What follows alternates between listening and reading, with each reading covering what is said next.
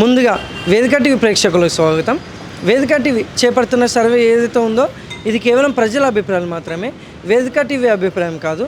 నిజాన్ని నిర్భయంగా ప్రజలతో మాట్లాడి చర్చించడానికి వేదిక టీవీ ఎల్లప్పుడూ కృషి చేస్తుంది. ఈ సర్వేలో ప్రజలకు ఉన్న సమస్యలని ప్రభుత్వానికి చేరవేయడమే లక్ష్యంగా ఈ సర్వే చేపడుతున్నాము. ఇందులో భాగంగా ఈరోజు సూర్యాపేటలో ఉన్నటువంటి కుడకుడ రోడ్కి దగ్గరికి రావడం జరిగింది.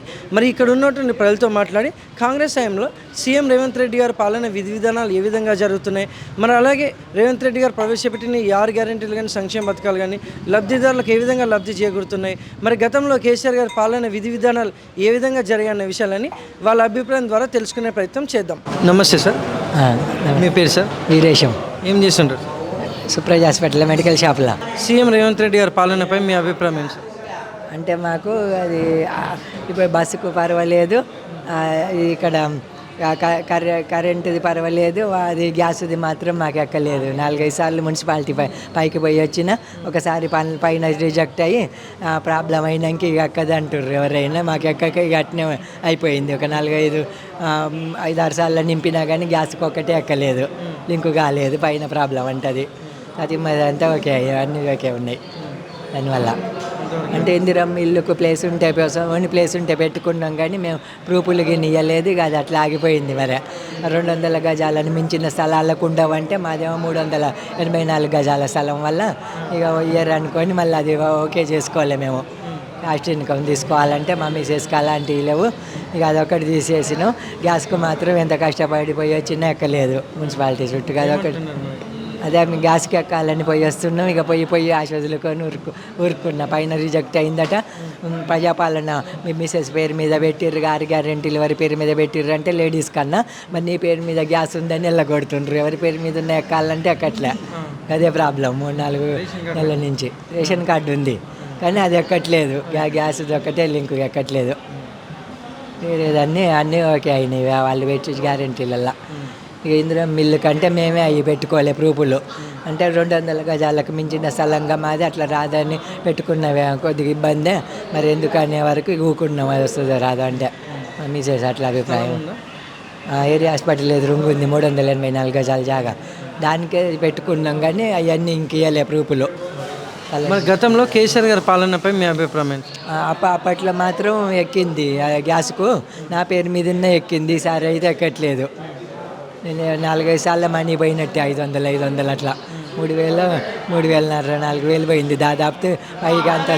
పై అంతస్తుకు వస్తున్నా వాళ్ళు ఏడిటి ఆప్షన్ అని ఇంకో ఆప్షన్ వస్తుంది. అది వచ్చినప్పుడు మీకు ఎక్కుతుంది, లేకపోతే ఇంతే అంటుండ్రు. పోయి తీసుకుపడి ఊకున్నా. మెడికల్ షాప్కి రాను, పోను, మళ్ళీ వచ్చి మెడికల్ షాపులు ఇక తీసుకుపడిపోవట్లేను. ఇక ఎక్కదంటే అంతే. ఇక అది ఒకటే ప్రాబ్లం ఉంది, వేరేం లేదు. కానీ వేదిక టీం ద్వారా పాకిస్తాన్కి భారత్కు జరుగుతున్న యుద్ధంలో పాకిస్తాన్ వాళ్ళ మీద చర్యలు తీసుకోవాల్సిన మాట వాస్తవం. వాళ్ళు చేసే అరాచకాలకు అడ్డుకట్ట వేస్తుండ్రు మన భారతీయులు. అలాంటి మాత్రం కరెక్టే అని నేను అనుకుంటున్న అభిప్రాయం. జరగాలనే అలా నడిచివేయాలి.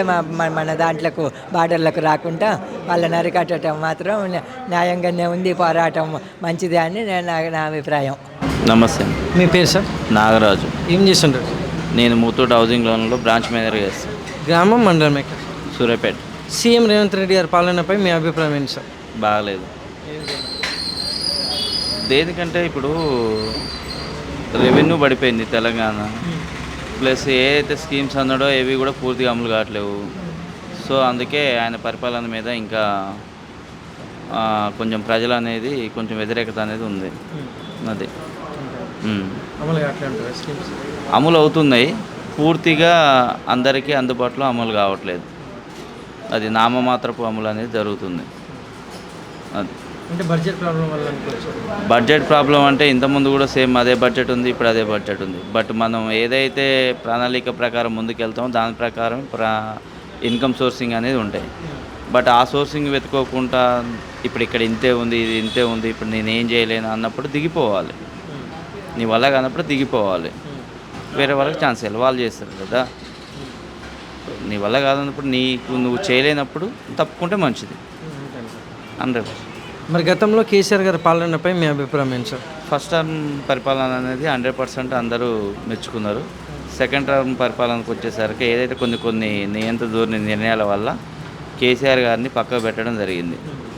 సో ఆ వచ్చిన అవకాశాన్ని కాంగ్రెస్ పార్టీ సరిగా వినియోగించుకోవట్లేదు అనేది ఒక నిర్ణయం.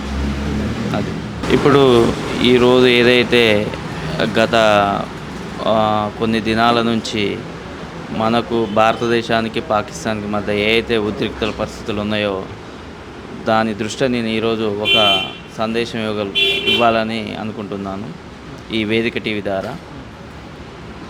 ఇప్పుడు మనం మన కోసం ప్రేయర్ చేయడం కాకుండా ఇప్పుడు బార్డర్లో మన కోసం ఏదైతే ప్రాణత్యాగానికి ముందుండి పోరాడుతారో వాళ్ళ కోసం మనం ఏదైతే మన ముస్లిమ్స్ అయితే ముస్లిమ్స్, క్రైస్తవులు అయితే క్రైస్తవులు, హిందువులు అయితే హిందువులు వారి యొక్క ప్రార్థన మందిరాలలో దేశం కోసం ప్రాణత్యాగానికై సిద్ధమై పోరాడుతున్న వ్యక్తులకై వారికి కనీసం ఒక 2 నిమిషాలు దేవుణ్ణి ప్రార్థన చేయవలసిందిగా కోరుచున్నాను.